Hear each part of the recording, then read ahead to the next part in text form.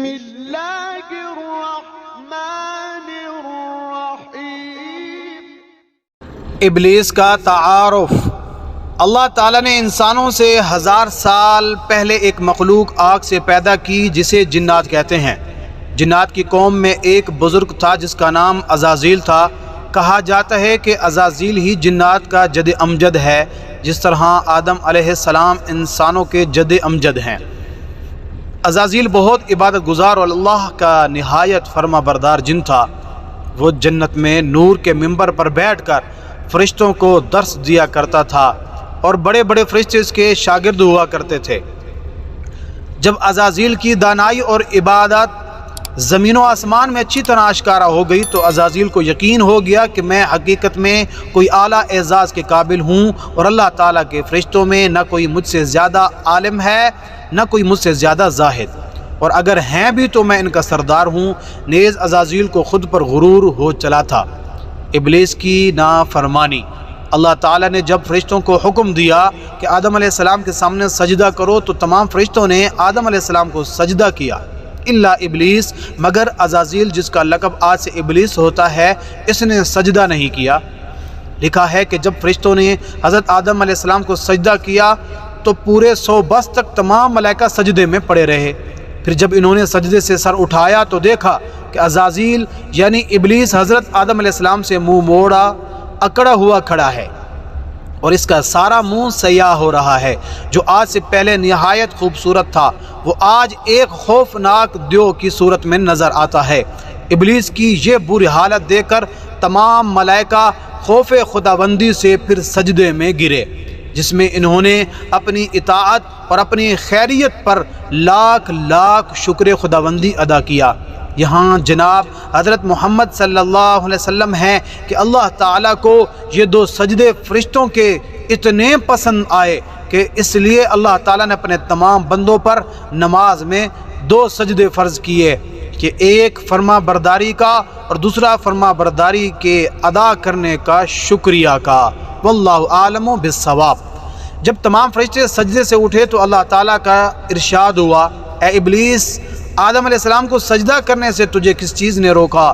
اللہ تعالیٰ اگرچہ عالم الغیب ہیں اور دلوں کے بھیدوں سے خوب واقف ہیں اور ماضی و حال اور مستقبل سب اس کے لیے یکساں ہیں، مگر اللہ نے دوسروں کو دکھانے کے لیے ابلیس کے امتحان و آزمائش کے لیے یہ سوال کیا۔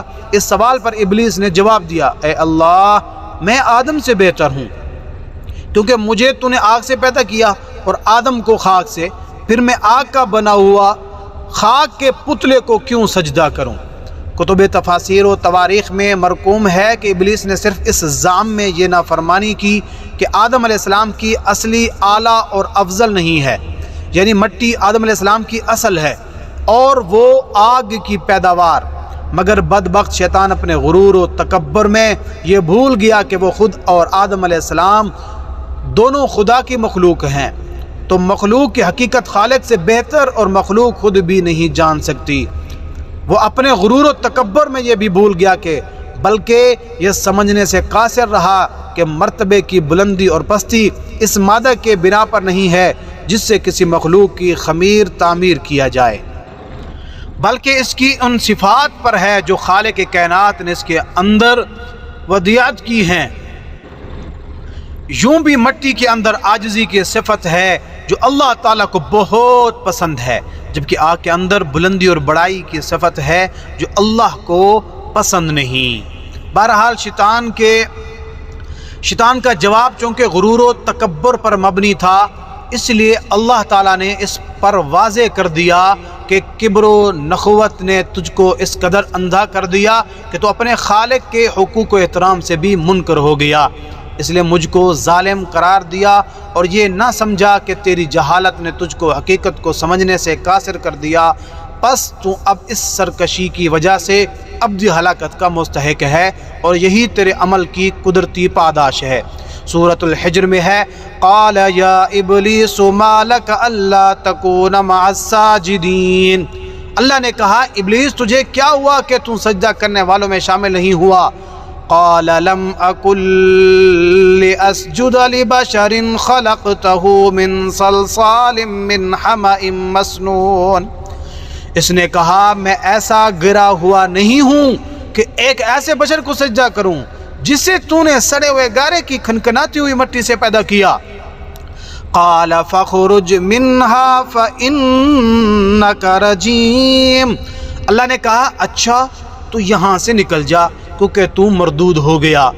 چنانچہ ابلیس کا لباس بزرگی و کرامت اتار لیا گیا اور اس کو لعنت و پھٹکار کا جامہ پہنا دیا گیا اور ملعون کر کے مقام قرب سے نکال دیا گیا۔ لکھا گیا ہے کہ ابلیس کا حسن و جمال ملائکہ سے بہت اچھا تھا، وہ نہایت نورانی صورت تھا، مگر آج غرور و نافرمانی کے سبب ایسی صورت ہو گئی کہ جو دیکھتا تھا وہ اس پر لعنت و ملامت کرتا تھا۔